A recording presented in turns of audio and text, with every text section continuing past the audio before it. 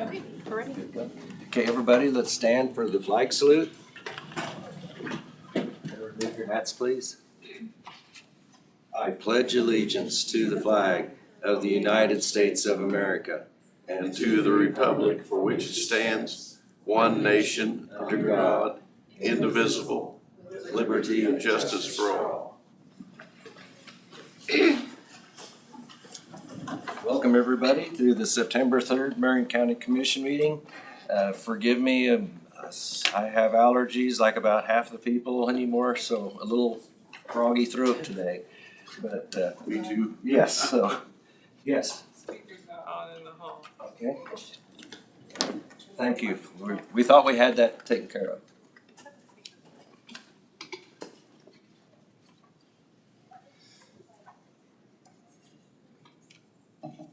We had that issue last week, and hopefully this week we can get it taken care of.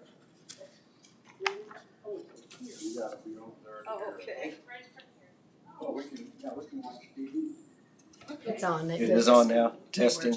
they're not standing close. Oh, they weren't standing close enough to the speaker. Okay, it's not close enough to the Maybe speaker. one spot, not two. If anyone would like to speak today, we'd ask that you sign the sign-up sheet that's in the hallway. Since we have a number of people here, and I'm guessing most of you are here for the wind discussion portion, we have public comments first, so anyone that wishes to make public comments may do so. Be limited to 3 minutes. When we come to the actual agenda item, we will not be taking public comments. That's for commission discussion. But since we have an Orsted representative, we may be asking them for information to help us understand questions that the commission may have. But that'd be informational. So again, if anyone would like to make public comments, please come up to the chair and state your name. We are open. If you'd like to start. That's it here? Yes, just state your name for us, please. Stephen Close. Okay. Okay, I'm here with my dad.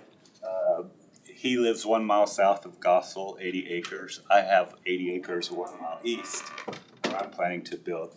And there's been a lot of misinformation in our minds through the community. And we're here to tell our opinion that we welcome the project. We've signed our lease agreement, and we welcome them to do their studies, to go through the development stage, let the landowners decide on their own if they want to be a part of this. We weren't forced to sign a lease like nobody else is. As far as the polling that we read in the newspaper, we never got polled. Our neighbors never got polled, so we don't believe them numbers. We don't believe there's any negative to the project. The only thing, it might not be aesthetically pleasing to some people, but as far as it's a clean, renewable resource, no emissions, it's actually better for the water conservation because they don't use water. They don't need water to make wind, where electricity made on the other power sector, they do use water, so it's actually more beneficial. We don't believe the city or the county should be able to dictate whether we put a turbine on our land. That's the landowner's choice, just like you shouldn't be able to tell us what kind of crop we should plant. So we're all for it. We'd like them to be able to do the development, their studies. If they choose our land to build it, we're all for it. We just wanted to come, let you know our opinion that we don't see any negatives to the project. Well, we think the city should embrace it. We think the county should embrace it. It's a tax revenue boost, employment boost. So that's all we wanted to let you know. Thank you. Appreciate that.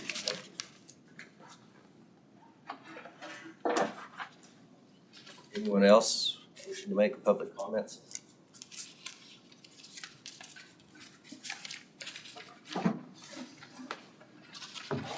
Again, we ask you to state your name as we begin for our My people. name's Jim Graver. I farm land in Marion County. I support having viable farms in the community, raises the economic level of the community. and a rising tide raises all ships. So yes, food could be harvested elsewhere, but without farms in our community, the local economy, schools, services would suffer greatly. Yes, the farms do create dust, noise, sometimes smells, but the benefits far outweigh the negatives by a whole. Adding a wind harvest would strengthen the farm economy in the county and add value to the communities. I've been a farmer and accountant in the area for more than 50 years and a strong advocate of both farms and rural communities. So I wanted to run the figures. This is why I want to speak about the economic effect of allowing farmers to harvest wind in the area. If we use the proposed lease area 10 by 12 miles, that's 120 square miles, or about 76,000 acres. 110 wind turbines would use about 0.0019 of that, about the tip of this pen in relation to the pen. Now everybody in this pen size would get paid on this project. Since it only makes sense to put these close to where they can hook into a substation and cluster them in a limited linear area, it doesn't make much economic sense to me that the turbines would be put close to Gossel or any concentration of houses. But farmers close to Gossel would benefit anyway. What I like about these lease contracts is they share the economic benefits with everyone who signs, regardless of the fact that they may be 10 miles from the nearest turbine. So how much of an economic boost are we talking about? First, let's talk about the 96% of the landowners that do not get any turbine on their land. Over the contract life with extensions, that 96% with no turbines would be an influx of cash to the community people of approximately $149 million. That is beside the increase in taxes paid to the school system and some needed improvements to roads. For the 4% who do get the turbine, it would be $144 million. A total of $293 million over the life of the contracts with the extensions for this 10 by 12 mile area. Average cash injection to the community would be $5.3 million a year. The economists always say money injected into a community turns over about 6 times as people spend the money in the community and around. So that's an economic boost of about $318 million per year for the community. Those were big figures, but let's break them down to a farmer with just 500 acres that doesn't get any turbines. No turbines on this land, maybe no turbines within 10 miles. That would be $1,000,021,000 over 55 years. Or how about a farmer who does have 500 acres and gets 3 turbines is in the cluster? That would be $3,900,000. One other note about property values. All accountants know that lease payment amounts capitalize into an increase of land value to the owner of the land. A buyer will pay more for land if he is buying comes with an additional income stream. If you take the average yearly lease for someone who doesn't get a turbine, which will be most of the people, of $40 an acre, and divide by a factor of 0.05, that's how we capitalize it, that increases the land value $800 an acre. Add to that better roads and better funded schools also increases the value. I'm sorry to interrupt, but we're at the end of our 3 minutes. Sorry. But I appreciate you providing us with. All right. If you would give him more time to finish it, I think Just about done. it's very educational. If the other commissioners agree? Yes. Okay, If anybody else gets an extra minute. okay, there we go. The hearing is about the 3-mile limit from Gossel. If we did the math right, you draw a 3-mile circle around Gossel, that's 28 square miles or 18,000 acres. Even with no turbines, which is likely, within 10 miles, that would potentially be more than $36 million of cash for the landowners in the area. Roll that cash 6 times and you have $216 million taken from the area if this project is voted down. It's an opportunity we can't afford to lose to another community. I only ask that the people and the officials making this decision carefully weigh the facts and the benefits before the decision. Thank you very much. Thank you. Other public comments from in the room? Is there anyone in the hall that wishes to make public comments? Okay, is there anyone online that would like to make public comments? Yes, Steve Schmidt, Marion County landowner, actually reside in Heston. I sent in some written comments concerning the upcoming public hearing on the 30 by 30 resolution. Kind of asking some questions about ground rules on how the meeting will be conducted. I don't expect answers today, but those are some things that if we had answers to ahead of the public hearing, it would be very helpful for those who want to prepare something to say or write in. So won't take time to go through it here. I think you probably have a copy and Yes. ask that you give that some consideration. And again, not trying to tell you how to run your business, just throwing out some ideas and suggestions. All right, thank you, Steve. We do have that and we'll work through that list.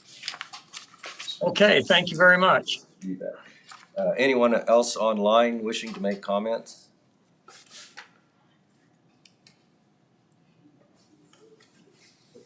One last call for anyone in the room wishing to make public comments. All right, we'll close the public forum and first item is agenda approval. Any additions to the agenda? Since we're almost at 12:45, we'll move the administrative to the end, if that's okay. And move right into the options for adjusting areas allowed for future wind development. So Sharon, if you could come in.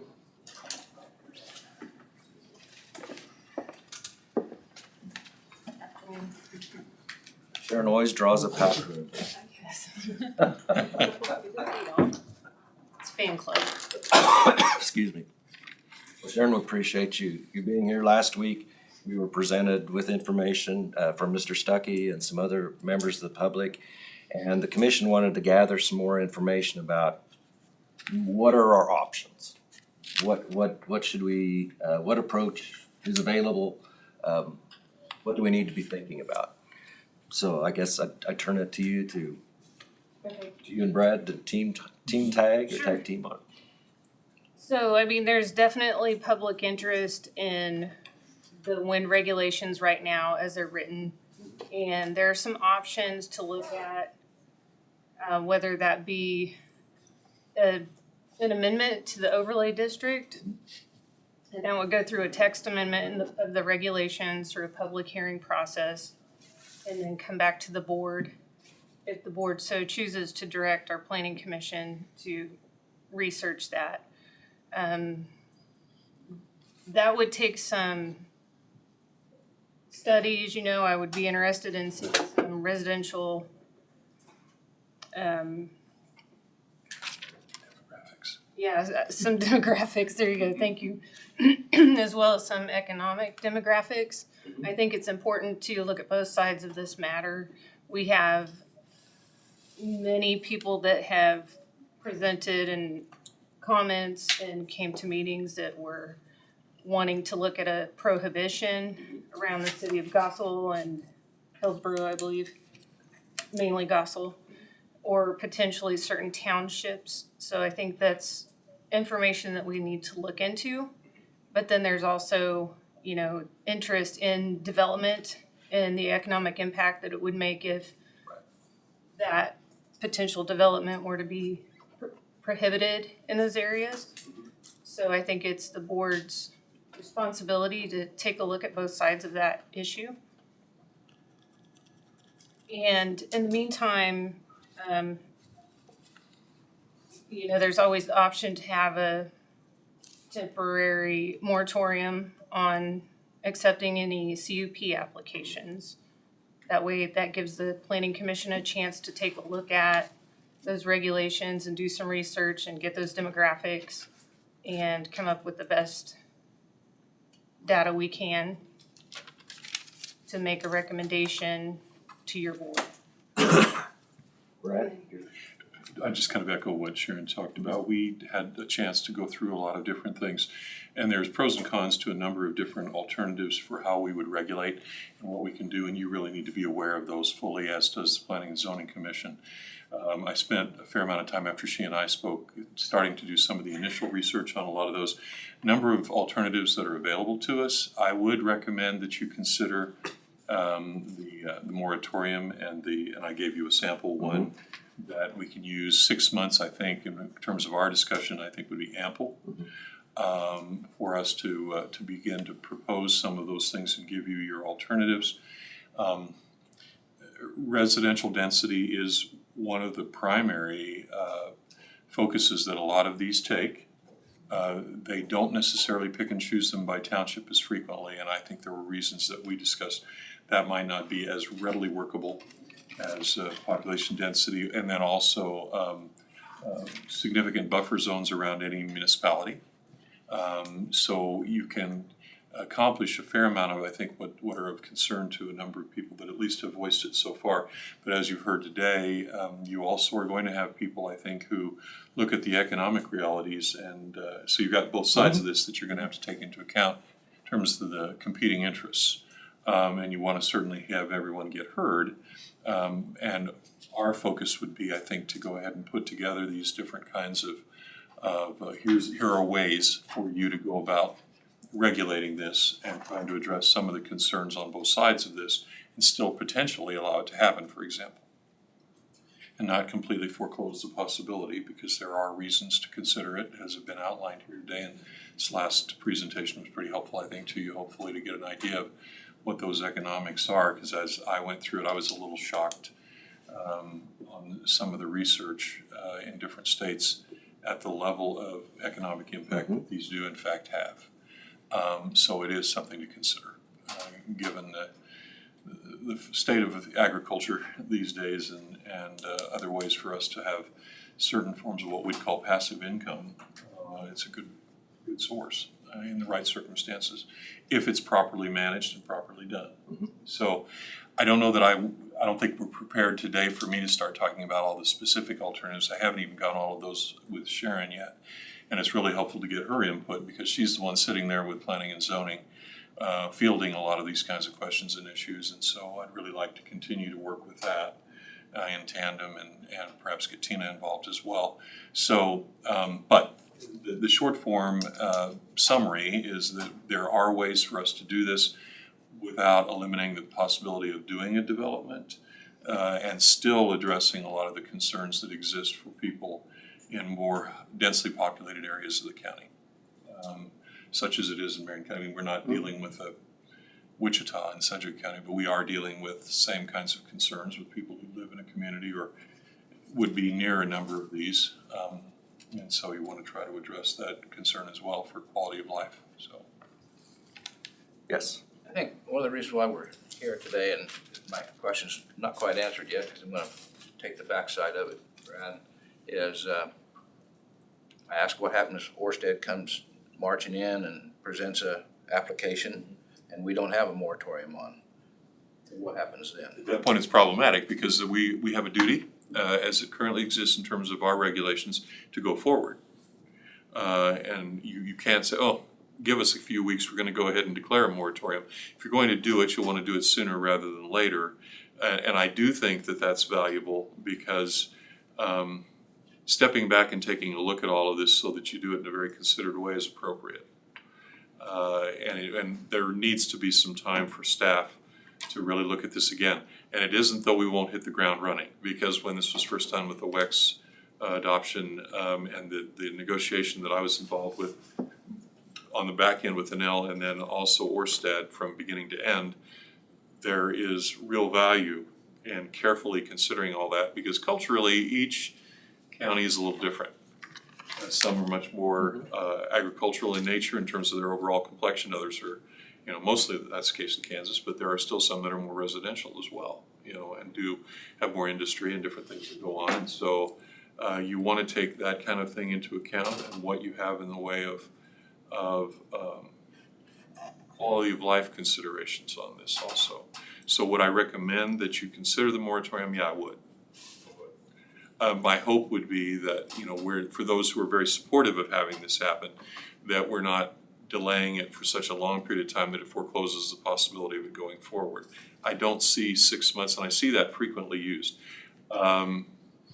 Some counties went a year, but again, that's when they were starting from scratch. They didn't have any in the county yet. They hadn't really had to deal with some of the issues planning and zoning are really well educated and familiar with.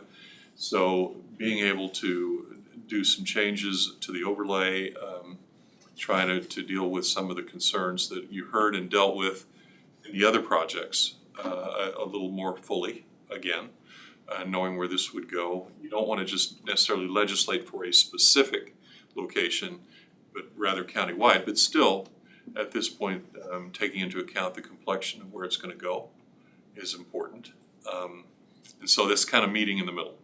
If we do the 6 months, and you can do it shorter, I just think by the time they're able to put meetings together, do the appropriate work sessions, go back and forth and do the considered research and put it together, 6 months feels better to me than going 3. We've done this twice now, and I feel that we have a pretty good system. So why are we trying to re-engineer it? Right now, we're letting the tail wag the dog. And Government shouldn't work that way. and I don't disagree with the philosophy, other than We the could first one. we could turn it up a little bit, but Yeah, that's I guess my point. let's don't tell them we don't want to do business with them. Right. And that's exactly what I'm That's what trying to I'm say as doing, part right? of this. I don't want it to come off as though it's a hostile or adversarial kind of a thing that we're doing. It's really just trying to have everyone get heard as we talked about it. I think we have. Yeah, and then, you know, I think you're right. I would look at it more as making some adjustments, not reinventing the wheel. Yeah. We spent a lot of time already and did a number of things with the second. You learned from the first one. Yeah. And the second one went far more smoothly. And I think by the time you get to a third one, it should be even more so. It'd just be a matter of, okay, have we checked everything and crossed all the Ts? Well, I mean, looking at this project, whatever it's gonna be, being we really don't have a clue, other than people telling us we leased or somebody approached us. This is a little different animal down here.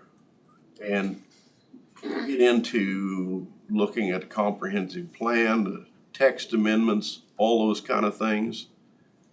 You're gonna have time. I don't think 6 months is enough. I think it has to be a year. You start talking about scheduling meetings, making sure you have consultant input, all these different things. You know, Sharon can attest to that. It takes time. It does. I mean, we have some of that groundwork already, so some of that is readily available to us. Others will need to consult and maybe do some further research. There's a pretty substantial body of connections that we already possess, where before, when you first go through it, you're going, I don't even know who to call. Now that's not quite the same situation for us. I don't know of any self-respecting attorney who's been doing it for a while who won't say, yeah, give me more time, that'd be great. But I'm also trying to weigh in on this from the perspective of people who are on the other side of it looking to do some development, so trying to split the. I read that one time, didn't you just send it this morning or so? I just read it this morning. Does it say that you can set a time but be shorter than that? Yes.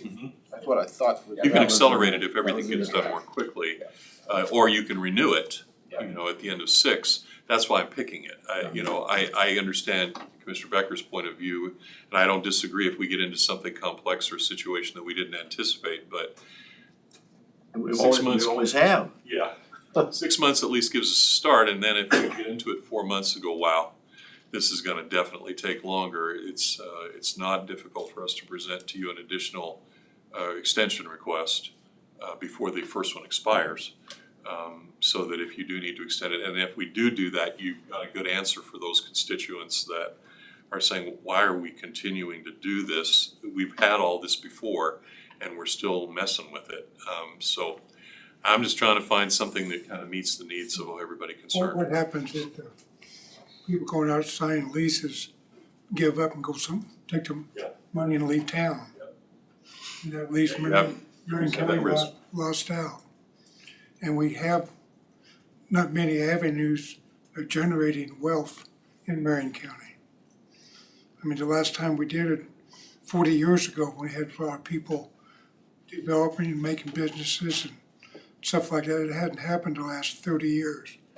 There's been no new businesses started from scratch in Marion County in the last 30 years, like there was 40, 50 years ago.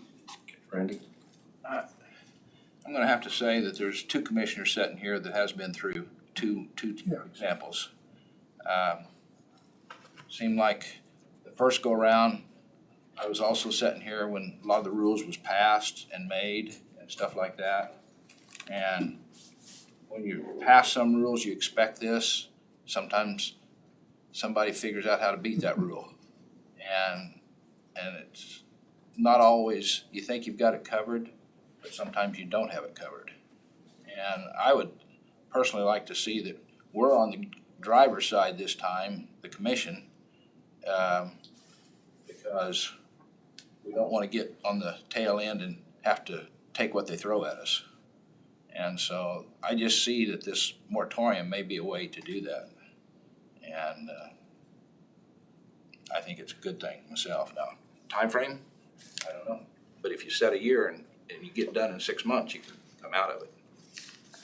So I like that option. That's very neat. Yeah, we do have some rules and want them to follow. But we've had the first wind farm, not much opposition. We even had a special meeting. We asked the landowners what they wanted.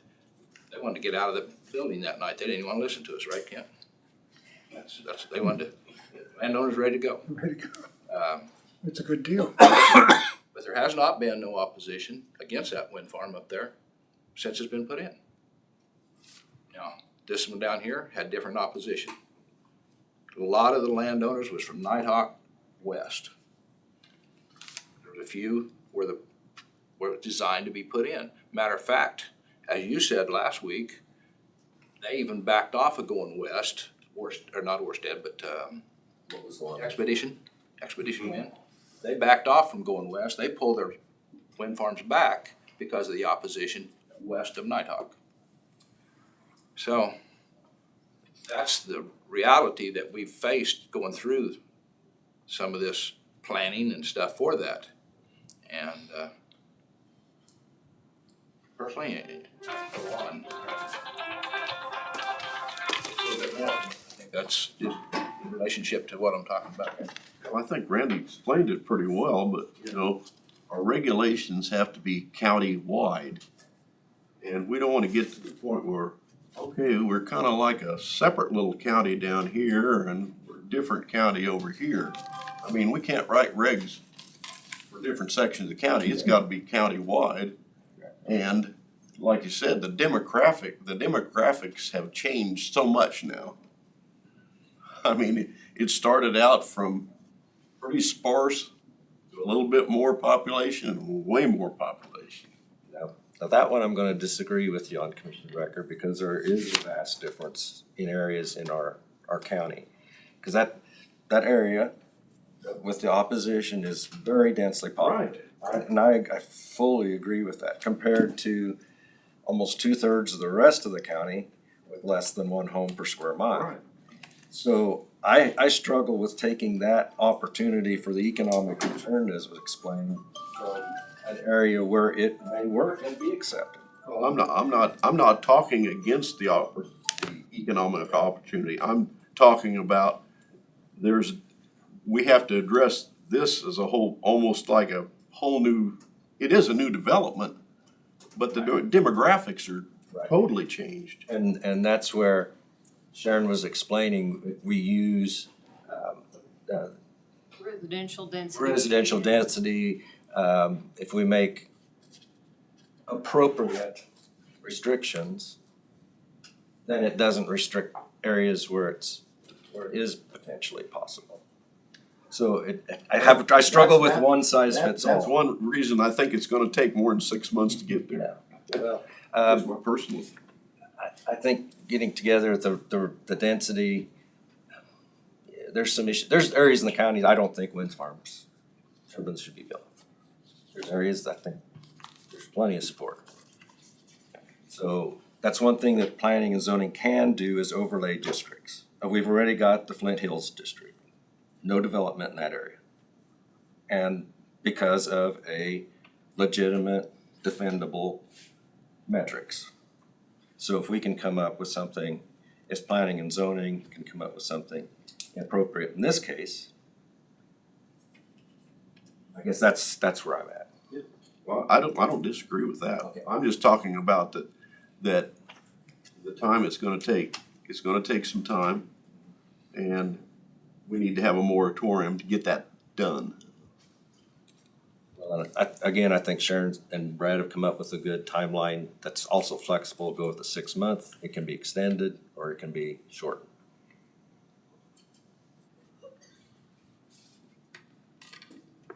Christine, I don't mean to put you on the spot, but would you like to make provide information? Sure. Or Jerry. Okay, Jared, if you would please come up and introduce yourself. Again, we took public comment. Sharon, if you would allow him to have your seat. Again, this is informational, but I want to give you an opportunity to answer questions and provide information. You bet. So I'm Jerry Moritz. I'm a contractor with Orsted. Okay. Worked on when Orsted took over what is now Sunflower Yes. Expedition, we came down and helped finish that project. So what's happened since then is the county is actually very favorable to wind. When we talk to people, it's hey, are you gonna move west? Are you gonna go south? Where is there a potential for more? So after we finished Sunflower, we decided, let's look at going west, right? Let's look at going that area. We didn't have a lease at the time. But we just thought, hey, let's go out and see if people are interested. We found that we had some pretty good opportunity for people who wanted to sign up, right? It took about a year. We got our lease done, the 6th or 10th of July or something, and went out and started presenting the lease to people. From that point on, people are looking at it, people are considering it. Some tell us no, some are telling us yes, we're getting some signed. Again, they're looking at it from the perspective of how is it gonna affect my land, how is it gonna affect other people in the area. That's very much a consideration down here. Orsted wants to be a part of the conversation, right? We're not gonna go put a turbine right next to an acreage. We're not gonna go, we wanna be a part of it. So how can we work to make sure that people, that what you're doing protects the people who wanna be protected. When it comes to the argument, and this is the biggest argument, is I don't wanna look at them. Mm-hmm. They're big, you see them. Now, can we put up some regulations that show, hey, we've got some distance that we can, that we can keep them away? Yeah, you're gonna see them in the county. I mean, everyone knows that, right? It's, we can't make them invisible. So that's the argument that we need to work with and go, okay, how can we work together? So with respect to, you know, I read the article the other day in the paper that we hadn't contacted the commissioners. We haven't been, and you're right, we haven't. We are still trying to figure out, are we able to build a project, or do we have enough interest? You know, without the landowner's participation, there may not be a project here, right? So contacting the commissioners, you know, is a little presumptuous right at the beginning, right? If we go show these leases to people and they say, you know, we're not interested, and everyone in the county says we're not interested, there's no reason to come and come to the commission and go, okay, we've got your regulations, we know what we have to work with, right? They're established. So we would, you know, look at, okay, it's not so restricted that we can't build a wind farm. So yeah, we'd like to work in the county. The talks of all the zoning and all that comes at a later date. You guys have a conditional use process that works with placement of the turbines, works with, you know, where the planning and zoning and county commissioners, you know, can work with some of those issues that come up during that process. Let me interject something here, and sometimes it's a little bit misunderstood, but before a developer can come to the board or even submit a CUP application, they have to have several. Oh, yeah. I mean, they have to have leases or agent agreements in place already, which can take years. They have to have desktop environmental studies done, that can take years. They have to have wind feasibility studies, all of those things done prior to even submitting an application to the planning and zoning department. So it's premature that it would come to this board or to the planning commission prior to them having those leases or agent agreements and those studies and all of those things done.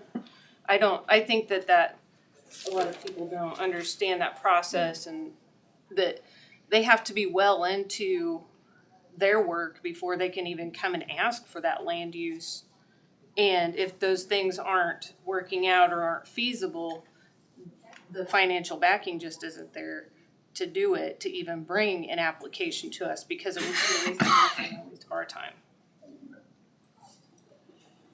So I guess basically what as a group, you know, we need to figure out is you know, how do we work together? How is everyone, how can we get along and get these things done? You know, if you do a 6-month moratorium and you look at it, you know, let us be a part of the conversation so we know what we're working with. You know, we're more than happy to. We just want to be a part of it and see if there's a way that we can provide, you know, build a development here, provide some economic benefits to the county and the landowners. So that's kind of what we're looking for. So I'm pretty easy to talk to. I don't have too many problems talking to people. Sure. The other 2 wind farms come in, acknowledged that they was gonna do that with us, with the commission. Okay. And you know, that they was gonna do that. The very first day that I got calls from landowners say, hey, what's going on? Not a one of us commissioners knew a thing about going west. And also, that Sunflower or Expedition, when they pulled back, they said, this is it. That could have influenced our vote to vote for that. And now, what do you mean this is it? we pulled back. We're not going west. Oh, okay. Because of opposition. Okay. That could have influenced our vote back then. And then the very first day that I get a call, I get this gentleman's number right there. Yeah. And I said, you know you're going into a lot of people that's very opposed to this? I said, I'd like to talk to somebody so everybody's on the same boat. I have never got a phone call from you or him or nobody about it. Okay. Well, that's what I'm saying. We're pretty simple to get along with. Sure. But let us in. You wanna be part of our deal, but yet you didn't want us to know that you's out there doing that. Oh, it's not that we didn't want you to know. Okay. I mean, there's nothing that we're hiding. We are out talking with every landowner in the area, right? We're not going to specific people. We're not doing this. We're not. So it's not like something secretive. We're doing it in the dark of night. My constituents down around me, they called. They didn't know nothing. They was hit with it right upside the face with it. So I just think it's not the right way to go about things. That's all I gotta say. Fair enough. Thank you. Yep. Any other questions? No, I'll agree with Randy. To me, it's kind of transparency because I can't answer anybody. I had one guy called me 6 times. Are you gonna know in 2 weeks? You gonna know in 2 weeks? I don't know how hard it is for companies to walk into our planning and zoning office and say, oh, hey, we're gonna be out in the county. Just a heads up, we're out in the county doing some leasing. I mean, It's all our rules. we get asked for transparency constantly. Sure. But from the private sector, sometimes we don't get that transparency. That's fair enough. That's a fair enough argument. Well, thank you, appreciate the information. Sharon? You got a whole stack of paper. Honestly, this is deceiving. Okay. These are regulations that were approved in June, the floodplain regulations and the cryptocurrency regulations. Oh, okay. These are just new copies Oh, for your okay, I binders. thought that was, These sorry. have nothing to do with today's conversation. Okay, Um, so back to the topic at hand, there are 5 copies here. I'll leave them for you to replace in your binders. Yeah, I mean, so most people that submit a CUP application don't come to the board first. We have a lot of different land use applications that this board never sees until I email your packet the week before it comes to your commission meeting. But I also understand where this particular type of commercial operation does have an influence over or an impact over a large part of the county, a large population, so. Yeah, I mean, regulatory wise, they don't have an obligation to come and talk to the Board of Commissioners, but out of respect or courtesy, maybe I can see where that would be appropriate. Just because of the magnitude of the scope of the project. Just to touch on a couple of questions, I believe, Randy, you asked if the developers were to come to my office today and submit an application for a conditional use permit in an area outside of their footprint, and we don't have a moratorium in place, we would have to consider that application. One thing that, we've got some things that can be put into place, like reasonable conditions can be placed on the permit. Like when Expedition Wind was approved, there was a special condition that it be 2 miles away from the city of Peabody. That was a condition. That was not part of the regulations. It was a reasonable condition. So conditions can be considered and be placed on a permit after the fact, or after the CUP application has been submitted. Yes. So when they submit the application, then they have a deadline to meet. So then they have to be ready to go to work when they submit that. Is that correct? They have so many days to complete the project? So after the approval of the conditional use project or permit, yes, there's a deadline. That's right. Before they start substantial construction. 2-year time limit. And then there was another question, I think. And you were talking about the length of time for the moratorium, 6 months, a year, 3 months. Like Brad said, those can be extended. They can be, if our work is done before then, the board can agree to release that moratorium. There's also the opportunity for the planning commission to continue discussion even after a moratorium is lifted. Meetings can be tabled. If they're not comfortable with a recommendation yet, they will take their time as well. And at that point, the planning commission would come to us and say, we recommend an extension or no extension. I think actually that would just be done here in the commission room. That's not necessarily, that wouldn't come from the planning commission, right, Brad? Yeah, that's yours to determine, because the moratorium is yours to confirm. Well, I'm just saying, if we knew that they were halfway through what they needed to get through, or 3/4 of the way, and they say, man, another month or two would be helpful to us. Or by extension, they give it to you and you look at it and go, oh, that's not good enough. Very much like certain other kinds of recommendations, you have the opportunity to remand. And at that point, you can say, you know what, I want you to do more. And here's the list of other questions that we have that we've been asked by constituents or among ourselves. And as a result of that, we're pushing up against 6 months. We want to go ahead and extend this moratorium, whether they recommend it or not. So either way. And that's my job, to help keep you informed on where the planning commission is at in those discussions. And I would bring that to you if I felt like they were not ready to make a decision yet. Sharon also makes a good point. Anytime, that's the whole reason it's called a conditional use. If they come in and apply for something that is not per se patently illegal, and in terms of a use, but it isn't something that's normally contemplated, or you have an overlay that controls it, the ability to do reasonable additional conditions is absolute. That's one of the reasons conditional uses are very utilitarian in cities as well as counties. If you want to come in and establish a no construction, no development zone around a city like Gossel, that's certainly very doable, and I don't consider that, I see that all the time in these, and it is upheld, meaning that it survives challenge. And usually there aren't a lot of, I'll be honest, I haven't seen a lot of challenges, as they were saying. Their whole goal here is to try to work with you when they do these, because being involved in this litigation in other counties with it now, there's no gain in having you guys hostile as a general rule. So it's, as a practical matter, a good idea to try to develop some cooperative effort.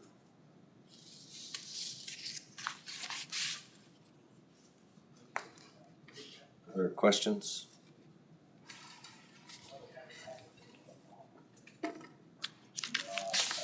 One of the reasons why the area of influence was used for the Peabody project down there, South project, was because we have feedlots on the south end that blows right through town all the time. And odor, and comes from the southwest, and I mean, they can't help that. It's been there a lot of years, but it is something that happens, and I don't think anybody knows exactly what a wind farm's like unless they go out and sit by them, live by them, and stuff like that. So trying to make rules and stuff is tough sometimes to do that, and try to cross all the T's and dot the I's. So. Does Commissioner Gehring happen to be online? Tina, had you heard anything from him?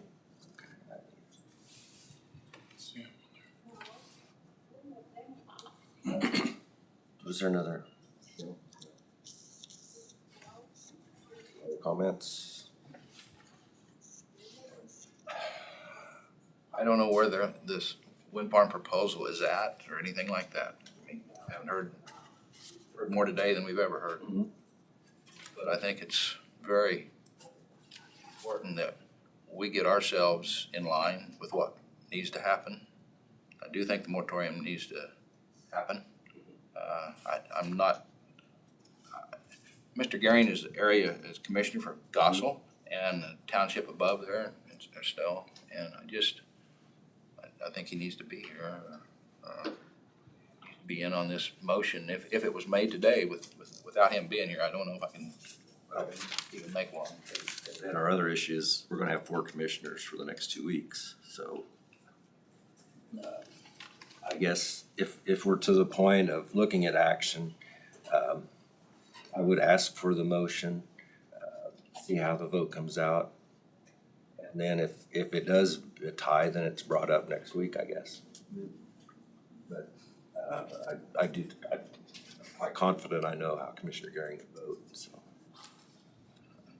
I guess in that, well, don't have the resolution number or anything. Well, let's go back to I was just gonna also recommend that, review the resolution. If you do a motion, make it be to draft the resolution for approval at Staff a approval. future meeting, so where we can put it on the agenda. there you go. Because Yeah. that'll give you time to read through what draft you have and Right. to make sure that you're comfortable with it. And then also it's Keep listed on as now. an agenda item. And that was honestly is meant to be a first read as far as I was concerned in terms of Sharon's had a chance to see it, but you hadn't, so. None of you haven't seen, have you seen it? Briefly. I sent it to Tina as well, yeah. I've seen it for just a moment. Chairman, Jonah's on now. It just popped up. I guess I can make that motion to put on, to review the moratorium. What do you call it? It's resolution. Resolution that's been presented for us. Put it on for the agenda for next week to be read and be brought to the table for next week. Is that that's more or less what she's asking, so we can all look at it again? Is there a second? Second. Okay, we have a motion and a second. Discussion? All in favor, say aye. Aye. All opposed? I'll say nay. So 4 in favor and Mueller opposed.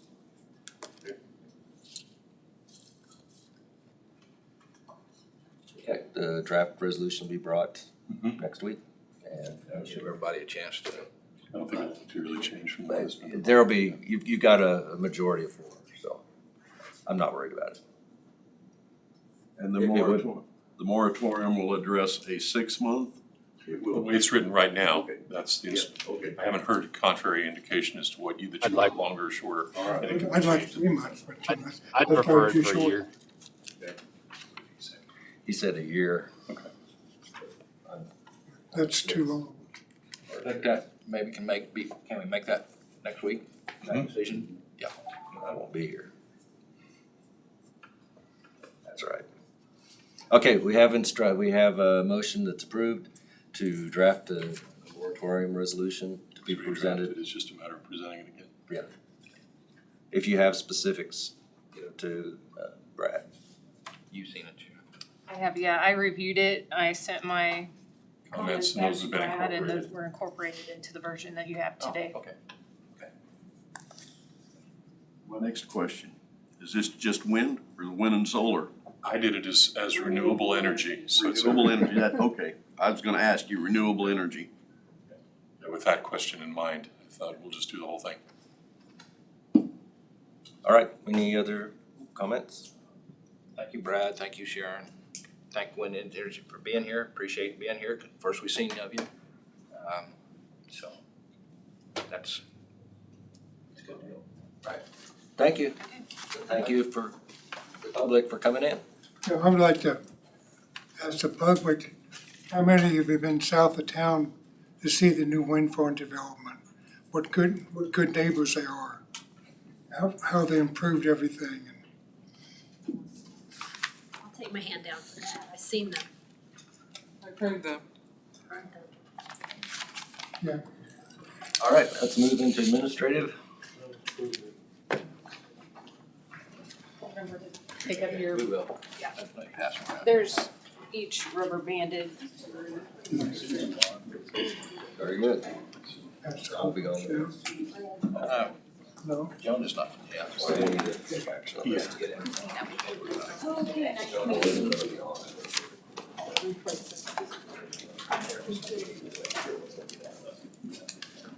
I understand. So now in the last 3 weeks, each of us have been. There's a certain level. Sharon's gonna have to. That's right. If this arises today, let me know. Yeah, I think the other two. This was, I'm glad you. Yes. Leave their cups and stuff in here. You got a ringleader. All right, let's move into administrative business. Ashley. Okay, I have the minutes of August 26th and August 26th and August 30th. Any additions or corrections to the minutes? If not, is there a motion to approve? I got motion to approve. Okay, motion by Commissioner Dahlke, second Commissioner Becker. All those in favor say aye. Aye. All opposed, nay. Motion carried 5-0.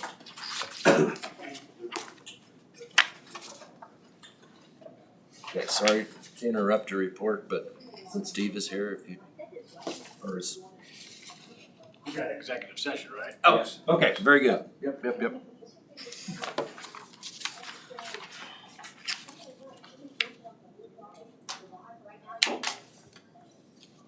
Why don't we do the executive session and then come back to administrative? That way we can close the door with all the noise going on out there. Is that all right?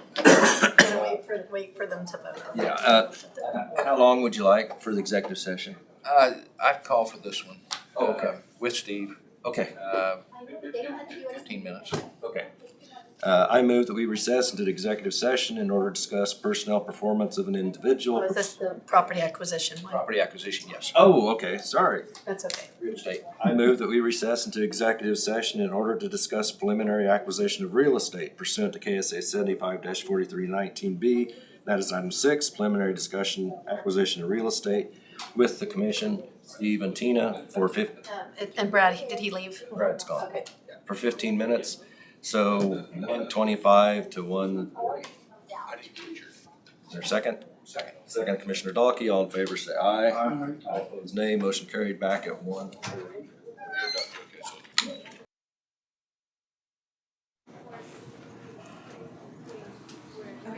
Okay, out of executive session, no decisions made. We'll go back to administrative. We got these signed? Got the minutes? Okay. Yep. The only other thing I have is we have, for the Youth and Disabled Hunters for 2024 and 2025, we have 5 participants. You guys just need to approve it and then sign this application. Go ahead and pass that around so they like to look at them. Okay. Sorry. Stuck.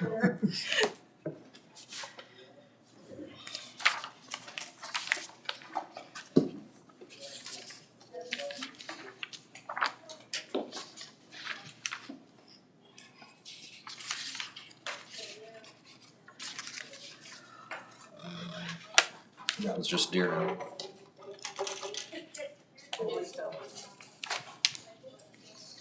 Yeah, they just sent the one approval at the front instead of sending all the yellow cards over, so I think they're gonna carry that. That and the certificate of insurance, I think it said.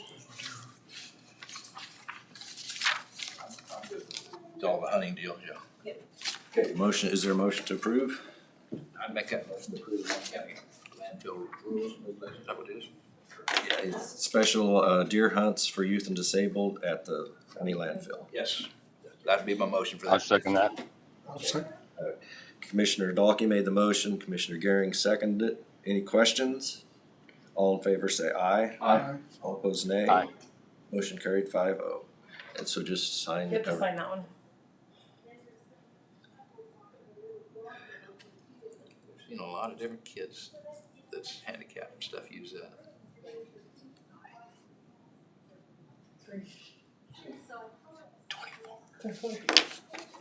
Thank you, and that's all I have. Okay. All right, in your packet, you had the weekly report. Did you have any questions about anything there? Something in there. I'll ask you, Okay, because I looked at it and there was something I was gonna question. okay, that sounds fine. A lot of good road projects getting done. There was a question last week about the low spot at Lincolnville water sitting, and that's been reported to EBH to check it out.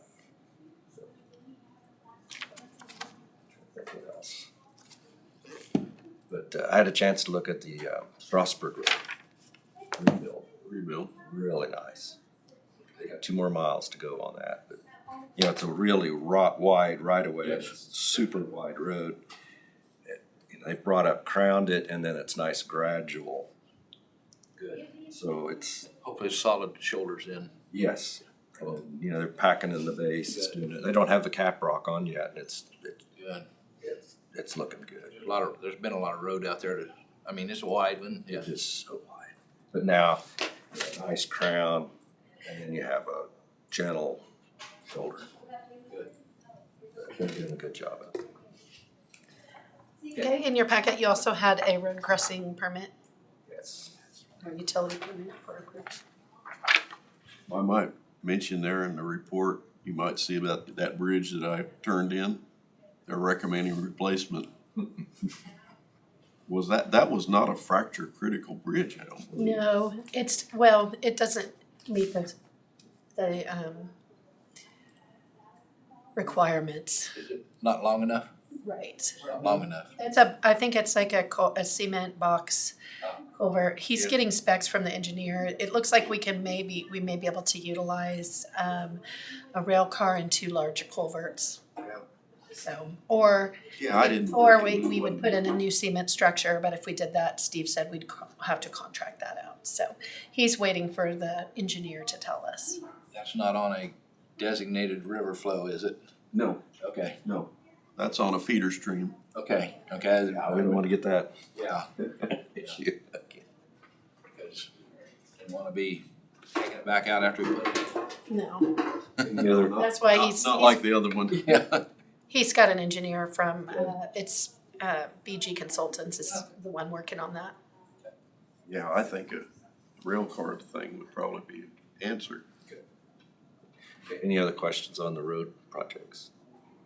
I'll move back to the permit, right-of-way permit. I move to approve road right-of-way use 2024-7, tri-county telephone or tri-county wireless, 24 locations. Got a lot of things Meeting the specifications. to get done. Let's talk before we. Sure. I guess we can go ahead and vote on it. No. What about if, this is all fiber, the way I read it, right? Yes. Do we have any, I didn't look through all the rules, but I was looking for a specific rule that fiber should be pretty deep. And cause if we're gonna clean a ditch after they've been in there and installed this, why? I mean, and there's a lot of ditches we're gonna cross and stuff like that below the tow line, because it's gonna be expensive if we hit it. I mean, we shouldn't, but I just, Okay, let's ask Tina to bring us back information. Tina, This is all along 56. did it? Yeah, they're going from Hillsborough down 56 to the reservoir. And make sure there's good depth on there. Shouldn't there be something from planning and zoning that all utility pipelines have to be buried so deep? Well, some of them should be deep, but some of them's not. But then at the bottom of the ditch, we need to have a distance, yes. So if you run in the rock, you can quit? Well, sometimes they do that, yes. Well, they probably do, but Yeah, could we make them go farther? well, and that's what I'm wondering, because Let's get details on depth specifications for fiber optics, for water pipelines, any other. gas lines too. Yeah, Gas gas. Lines too. Gas and electric. Yeah. If you could report back to us on that, Okay. Just see if we can update, see, make sure we're looking for the future. Right. Okay, is there a second to the motion? A second thing. Second, Commissioner Becker. Any other questions or discussion? If not, all in favor say aye. Aye. All opposed say nay. Aye. Motion carried 5-0. Out to the lake when they did the other ones, they had to go deeper than the rock, because the rock was on the surface. I was there. I know what you're talking about. And they tried to throw a rock back in the hole. I said, no. Sand. Thank you for the arrow.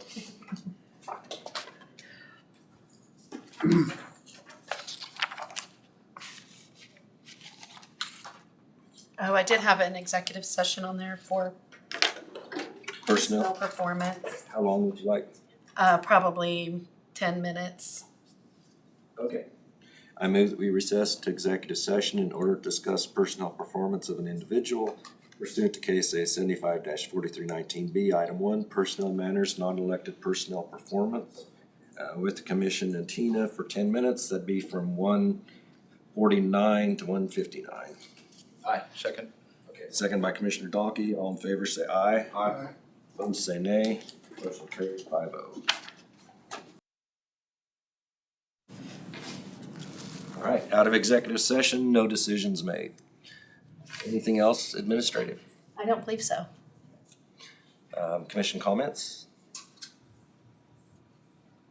All right, next meeting, Monday, September 9th, 12:30.